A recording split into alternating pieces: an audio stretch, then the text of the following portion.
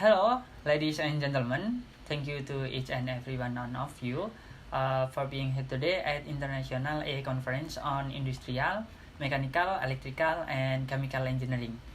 My name is Arif Maulana from Engineering 11 Maret University. It is such an honor for me to speak on here.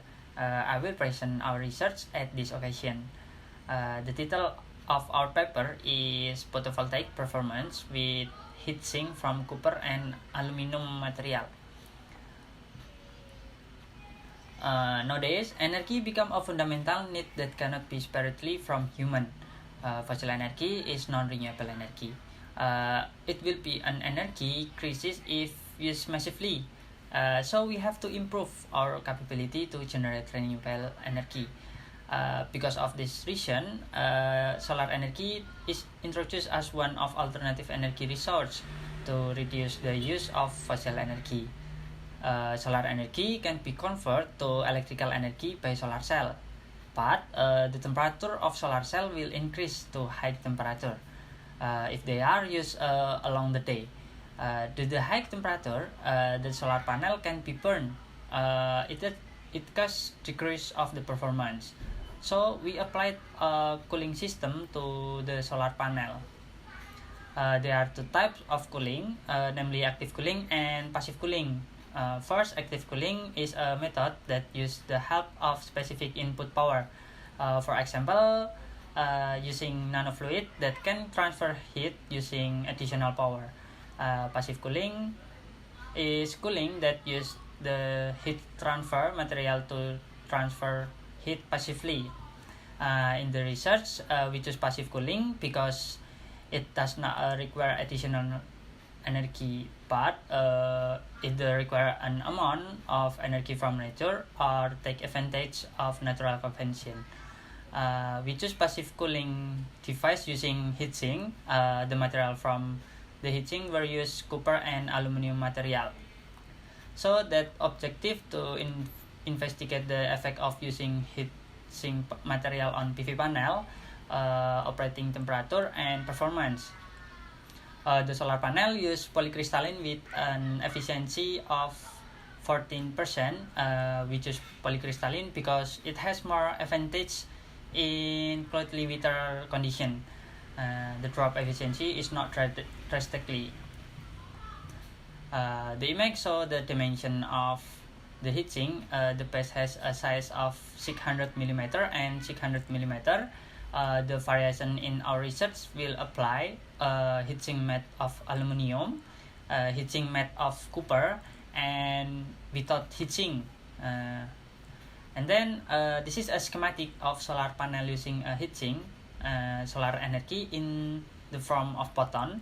They enter the solar cell to excite negative type silicon, so that this produce a lot of electron, and then the positive type silicon produce multiple hole.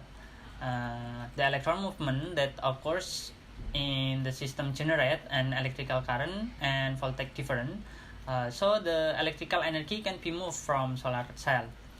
The current and voltage are measured using a multimeter.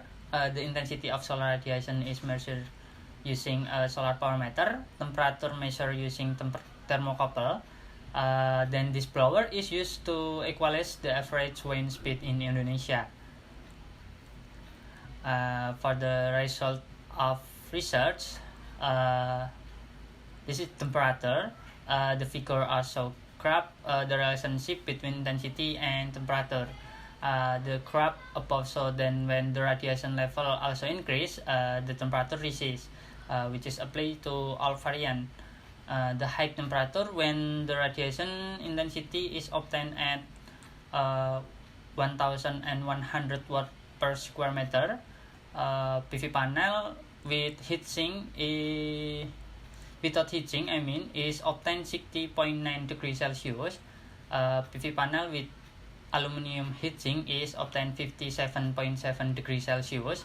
And PV panel with copper heatsink obtained temperature of 53.5 degrees Celsius. PV panel that use aluminum heatsink and copper heatsink have an average lower temperature value of 6.4 degrees Celsius and 12.4 degrees Celsius, then without use of heatsink. And then short circuit current, the figure show the relationship of intensity for solar radiation to short circuit current. The graph show an increase the value of short circuit current caused by increase in the intensity of solar radiation.